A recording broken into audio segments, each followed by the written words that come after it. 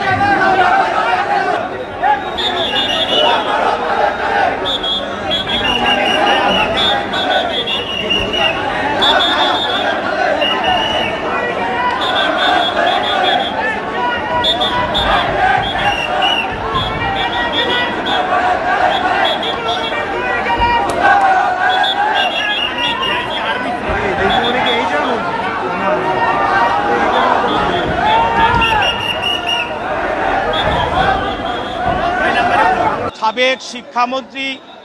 দীপু মনি এবং সাবেক এমপি আরিফ খান জয়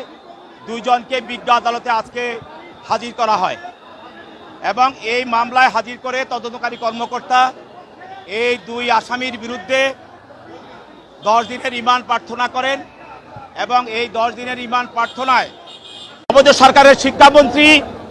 দীপু মনি এবং সাবেক সংসদ সদস্য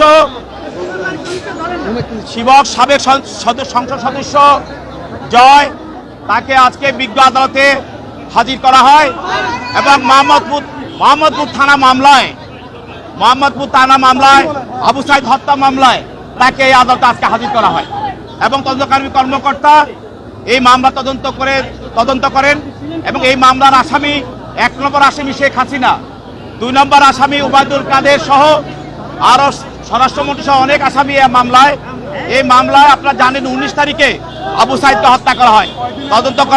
কর্মকর্তার এই আবেদনের প্রেক্ষিতে বিজ্ঞ আদালত মামলার গুণাগুণ পিটিশনের গুণাগুণ বিশ্লেষণ করে এবং মামলার গুণাগুণ বিশ্লেষণ করে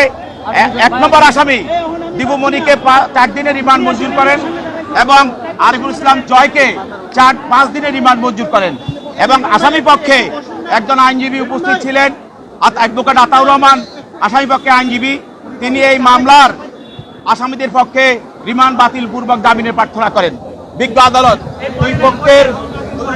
পক্ষের শুনানির পর এই আসামিদেরকে রিমান্ড মঞ্জুর করেন এবং তদন্তকারী কর্মকর্তার নিকট তার কাছে